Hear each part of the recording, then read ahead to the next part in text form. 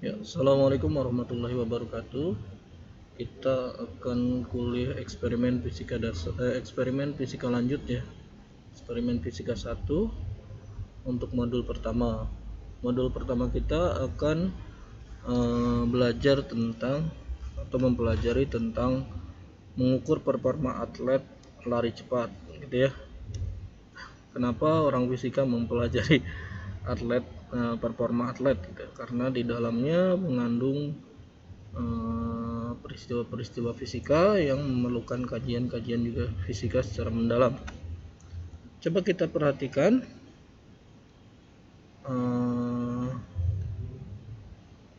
video ini sebentar. Ini adalah video lari cepat yang dimenangkan oleh Usain Bolt tahun 2015. Usain Bolt mampu mengubah world record atau rekor dunia yang tadinya di atas 9,58 ya. Coba perhatikan, dia sangat cepat sekali dan mampu memecahkan rekor dunia menjadi 9,58 second ya. Nah, karena di sini ada peristiwa fisis, yaitu peristiwa tolakan, di mana daya dorong dari tubuh manusia menjadi gerak manusia, dan juga ada hambatan dari udara ya. Ini cukup menarik untuk dikaji. Kemudian lihat juga misalnya bagaimana gerakan dari kaki pelari ini juga ini mengandung istilahnya adalah gerak-gerak fisis yang perlu kita kaji lebih dalam.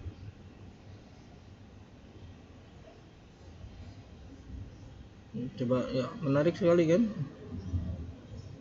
Lihat.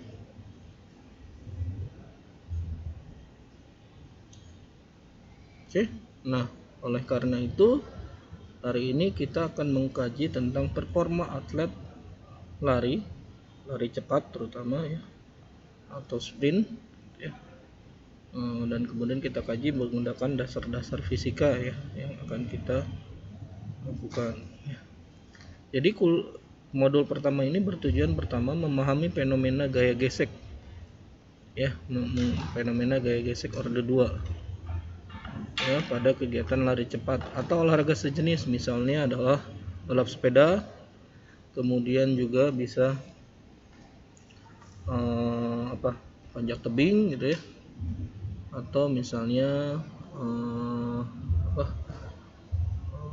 renang ya. Dan beberapa gaya renang itu kan berbeda-beda, tapi kemungkinan kita bisa kaji menggunakan metode yang sama. Oke. Kemudian kita akan mengembangkan model gerak benda ya, atau model mekanikanya pada uji performa lari cepat ini, terutama untuk mencari kecepatan, akselerasi gitu. Pertama adalah posisi, kecepatan, akselerasi ya, atau percepatan kalau bahasa lainnya. Kemudian kita cari gaya geseknya seperti apa, energi kinetik, hingga daya ledak otot atau daya ya yang dimiliki oleh pelari. Nah, selain itu juga kita kalau bisa kita akan berusaha untuk memberikan analisis dan rekomendasi, misalnya adalah kepada pelari cepat atau olahraga sejenisnya agar mencapai performa prestasi maksimal. Oke, coba perhatikan gambar di sebelah kanan, bahwa ketika seseorang berlari, gaya yang bekerja pada saat dia berlari secara umum ada 3. Pertama adalah gaya beratnya. Gaya berat yang dimiliki oleh pelari tadi ya, pelari itu pasti ke arah tegak lurus permukaan bumi ya, ke bawah gitu ya, ke pusat bumi. Nah, gaya berat ini akan mengubah atau akan berhubungan dengan gaya normal ke atas. Gaya normal yang bekerja pada permukaan kaki, gaya normal itu akan sebanding dengan gaya berat yang bekerja pada kaki, itu akan menghasilkan gaya gesek. ya menghasilkan gaya gesek, ya, gaya gesek, sehingga dalam tanda kutip gaya gesek ini akan memberikan dorongan kepada tubuh untuk bergerak ke depan. Gaya gesek dan gaya dorong, gitu ya. Gesekan ini akan sebanding dengan daya dorong yang diberikan oleh tubuh sehingga dia dapat bergerak ke depan. Cuma ketika tubuh kita bergerak ke depan pada saat berlari, gitu ya, maka permukaan tubuh kita akan mengalami hambatan udara, ya, hambatan udara. Oke, ya. Nah, jadi ada 3 gaya berat, gaya gesek, dan gaya hambat udara. Ya, gaya gesek nanti akan dihubungkan dengan gaya dorong, ya, akan dihubungkan dengan gaya dorong. Nah, gaya hambat pada tubuh itu sebenarnya berkaitan dengan 2 hal, ya. Secara umum berkaitan dengan interaksi antara benda yang bergerak atau tubuh kita dengan udara. Tetapi ada 2 kategori, yaitu gaya gesekan udara, ya, gaya gesekan udara atau friction, jadi bergesekan dengan ini, dan gaya hambat, drag, ya. Nah, kedua ini, ya, gaya gesekan dan gaya hambat itu kalau kita satukan menjadi FD, ya, jadi FD terdiri dari gaya friksi atau gesekan dengan udara dan gaya hambat.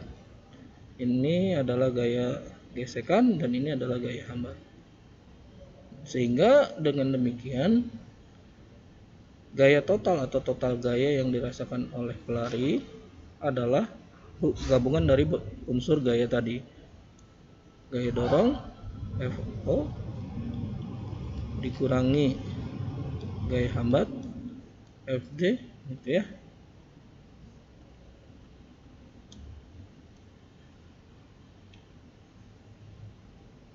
Ya, FO dikurangi gaya hambat, gitu ya. Sehingga dia akan menjadi bentuknya seperti ini. FO dikurangi sigma V, lambda V dikurangi sigma V kuadrat. Ya, ini adalah gaya total yang dirasakan oleh tubuh pelari, gitu ya, pada saat dia berlari. Nah, masalahnya adalah gaya ketika bergerak itu konstan, anggaplah, gitu ya, karena itu berkaitan dengan gaya normal dan gaya gesek dan konstanta gesek yang bekerja pada kaki. Nah, namun ketika dia bergerak, makin cepat si pelari bergerak, maka gaya hambatnya juga akan makin besar. Kenapa? Karena perhatikan, gayanya akan membesar seiring dengan kecepatan, baik itu linear maupun kuadratik. Itu. Jadi nanti pada suatu saat FD dengan F0 kemungkinan bisa sebanding. Gaya dorong dari tubuh dengan gaya hambat itu mungkin akan sebanding, ya. Dan pada saat tersebut kita akan mendapatkan kecepatan terminal,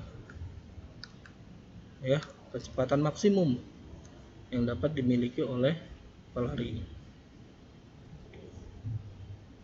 Nah, ini berikut adalah solusi matematiknya. Sebenarnya secara sederhananya menggunakan prinsip-prinsip integral, ya. Prinsip integral intinya adalah dengan menggunakan persamaan Newton, persamaan hukum Newton, hukum gaya lah, ya, persamaan gaya, bahwa gaya itu sebanding dengan total gayanya, ya. Nanti percepatan, massa kali percepatan itu sebanding dengan F0 dikurangi sigma lambda V dikurangi sigma V kuadrat. Nah, cuma dia solusi matematiknya tidak sesederhana karena ada unsur linear, hubungan ini kan turunan pertama, ya. Turunan pertama berhubungan dengan linear, berhubungan dengan kuadratik, ya. Jadi nanti solusi kecepatannya kalau kita menggunakan dasar-dasar fisika matematik 1 dan 2, maka kita akan dapatkan solusi atau hasilnya seperti ini. Ini perlu diperhatikan ya bagian ini. Kenapa? Karena ini yang akan kita gunakan, rumus ini yang akan kita gunakan untuk mendapatkan kecepatan dari pelari. Sebenarnya nanti pada saat eksperimen kita akan dapatkan posisi terhadap waktu. Cuma dari posisi terhadap waktu kita dapatkan juga kecepatan terhadap waktu. Dari kecepatan terhadap waktu inilah, jadi dari data nanti kita akan olah untuk mendapatkan konstanta yang bagian bawah, di mana sigma itu ternyata bergantung dari konstanta-konstanta yang dimiliki dari sini dan ini. Oke. Nah, dari kecepatan kita integralkan, misalnya dari persamaan kecepatan kemudian kita integralkan, dapatnya adalah posisi. Ya, posisi terhadap waktu. Dari kecepatan kemudian kita turunkan, maka kita dapatnya adalah percepatan atau akselerasi. Oke ya. Kita lanjutkan. Secara umum metodenya sederhana. Siapkan lintasan lari sepanjang 20-30 meter. Simpan penanda di awal dan di akhir, dan ini akan kita gunakan sebagai kalibrator ya. Kemudian kamera dan tripodnya untuk merekam daerah larinya. Jadi kita akan rekam, kemudian ketika berlari dan kita rekamnya, dan kita akan olah menggunakan laptop ya. Nanti install tracker motion analysis. Yang terakhir adalah kita bisa mengolah data, mensimulasikan menggunakan MS Excel atau WPS. Bisa juga pakai Python atau yang lainnya berdasarkan data yang dimiliki. Untuk mendapatkan apa? Mendapatkan konstanta, mendapatkan yang lainnya. Nah, nanti pengambilan video untuk larinya bisa berkelompok ya. Tetapi videonya ada beberapa. Kenapa? Karena setiap orang dalam kelompok itu akan melakukan lari gitu ya.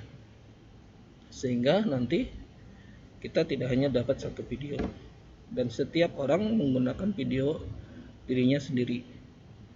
Ya, usahakan ya kalau sehat.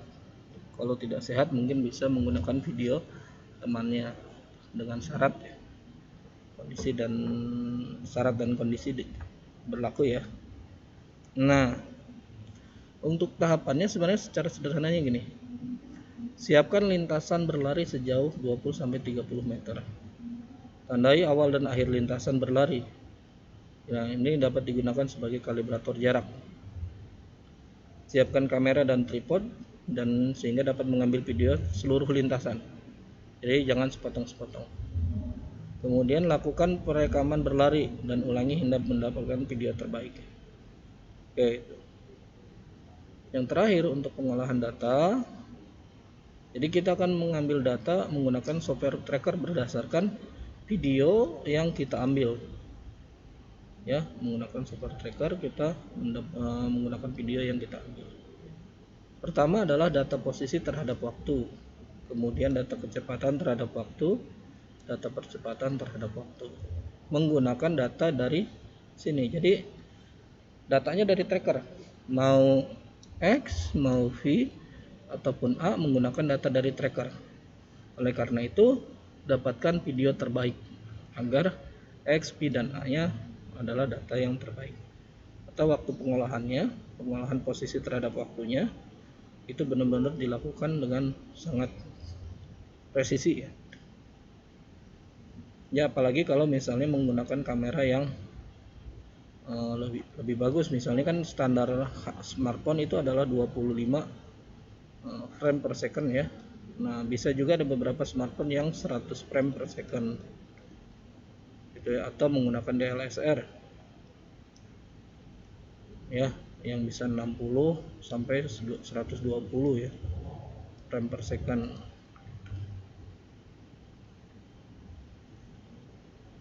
Oke, jadi pengolahan data tetap menggunakan tracker. Nah, ini contoh videonya.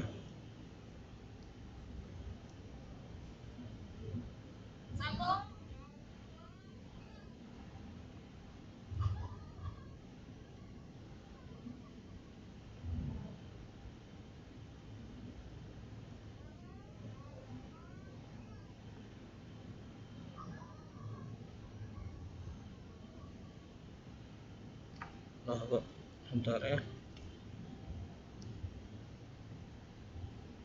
sini saja.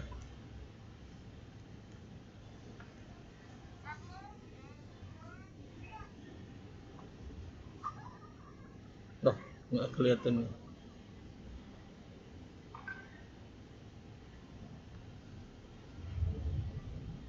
Oke, nah kalau misalnya nggak bisa, ini videonya sedikit error kayaknya.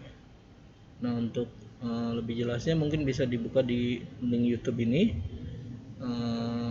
ya sebagai contoh, karena di dalamnya juga ada bagaimana cara pengolahan traktornya. Oke ya, ini linknya udah Bapak Ibu buatkan, dan panduannya juga sudah dibuatkan. Jadi tinggal pengambilan videonya. Jadi kalau lihat dari ini, di bagian tangan ini ada penanda awal ya, X0. Ini adalah 20 meter kira-kira ya, menggunakan penggaris atau menggunakan meteran gitu ya, sehingga dapatkan jarak yang pas. Kemudian direkam di titik tengah gitu ya, di titik sini, sekitar titik tengah ini. Kemudian dan dapat merekam seluruh lintasannya gitu. Oke, tuh. Nah, ini adalah tugas akhirnya. Tugas pertama adalah buatlah kurva posisi, kecepatan dan percepatan pelari tersebut terhadap waktu ya. Nah, dari kurva tersebut ya, misalnya dari tracker, kemudian pindahkan ke Excel buat kurva, atau menggunakan fitting dan simulasi komputasi, misalnya menggunakan Excel atau WPS atau Python atau yang lainnya, untuk mencari nilai gamma, sigma, K dan F0 ya. Oke, dapat nih ya. Dari gamma, sigma, K dan F0 kita akan dapatkan apa? A, B ya, dan nilai yang lainnya. Nah, coba perhatikan bahwa ada unsur yang penting dalam kekuatan atlet, yaitu daya dorong. Daya dorong sendiri adalah gaya kali kecepatan. Gaya yang diberikan F ya, yang ternyata F0 itu maknanya adalah gaya maksimum, tapi sebenarnya F-nya sendiri, F terhadap T itu adalah gaya totalnya.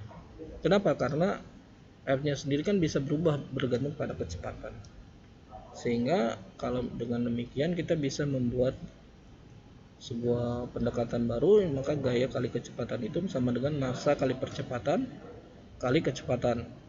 Dan itu kita tahu percepatan rumusnya ada, sebelumnya kecepatan juga ada. Kalau berdasarkan kurva pertama, misal kurva kecepatan dan kurva percepatan, kita kan tinggal kalikan aja. Kecepatan kali percepatan kali massa pelari. Jadi nanti kalian M ini harus tahu massa dari pelari. Jadi kita ketahui dulu, timbang dulu berat badan kita berapa kilogram, dan itu menjadi pengali ya. Setiap mahasiswa pasti memiliki berat badan yang berbeda ya, dan itu akan menunjukkan tentang daya dorong yang dimiliki oleh pelari tersebut. Oke, ini adalah 3 tugasnya. Kemudian tugas keempat, lakukan analisis potensi, kekuatan dan kelemahan berdasarkan kurva, berdasarkan fitting gitu ya, atau simulasi gitu ya, atau berdasarkan dayanya dari performa pelari cepat berdasarkan tadi ya, analisis kurva, analisis deskriptif dan seterusnya. Nah, yang terakhir adalah memberikan kajian strategis untuk memperbaiki performa pelari sprint. Misalnya adalah menambah berat badan, mengurangi berat badan, kemudian juga bagaimana menguatkan F0, gaya dorong gitu ya.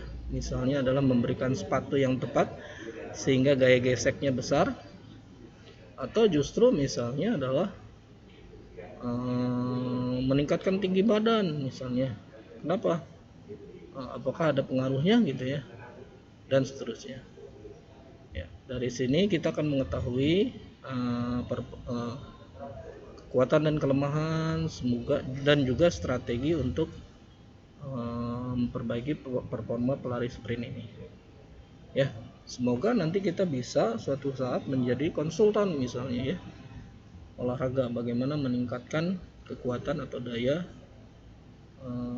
dari atlet tersebut, misalnya atlet sepak bola dan yang lainnya. Oke, ini referensinya, referensi dari Usain Bolt gitu ya. Ada beberapa juga video tadi, video YouTube dan seterusnya. Oke, sekian